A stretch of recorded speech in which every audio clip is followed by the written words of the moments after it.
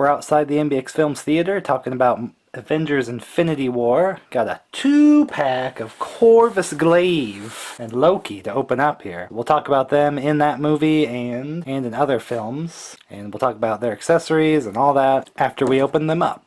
So let's do that.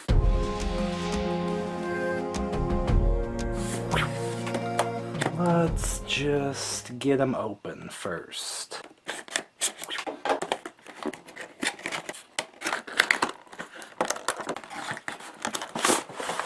Avengers, apparently. I've got it. This is all I wanted. Yeah, we'll get the rest open here, too. It's Corvus's Glaive. It's funny because his name is his weapon. Let me take a look at Loki first with his lanky body. Of course, the face looks super great. Just has a darker costume with just a few green, which is more of a reference to classic Loki in comics. His costume is his cape piece. It's very firm. It's not very soft at all. Oh, and it attaches to his shoulders instead of a back peg. That might be a little difficult with his hair. Might have to do a little head pop just to really get this cape on. Oh. Yeah, not the most secure. I suppose once you get the head on, hopefully the hair aids in holding it down.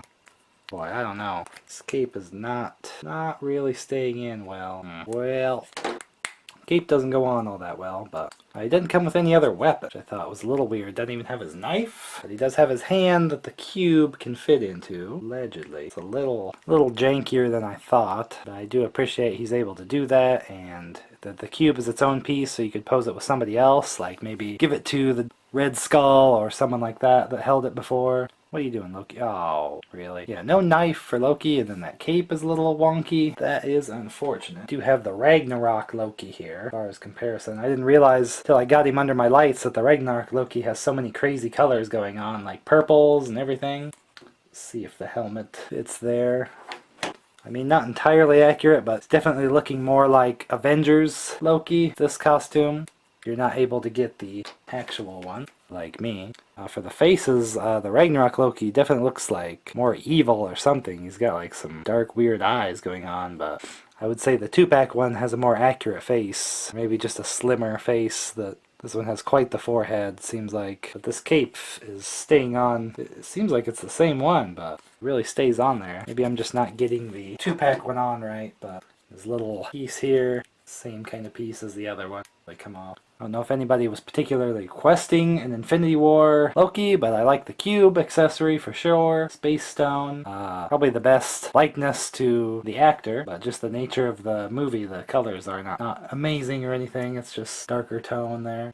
Of course, the real reason to get this 2-pack is the Corvus Glaive figure. You can have all of Thanos' Black Order. He has all sorts of gold detail and everything in his costume. He's just kind of a very intricate costumed character there, and probably more importantly, the face has his nasty teeth kind of thing. And he was really expressive in the movie, actually. He made a lot of crazy faces. He's getting stabbed in the middle of fights, and so this is just kind of a straightforward grr face here. The only hand that can hold his glaive is his left hand. I don't know if he's supposed to be left-handed. He has sharp claws when you're trying to get that in there, but the other hand can kind of wrap around there a little bit. Just kind of have the handle at the bottom if you want to really get in there. Like, a lot of other people used his glaive in the movie as well. He has like the wackiest toes. Is that weird?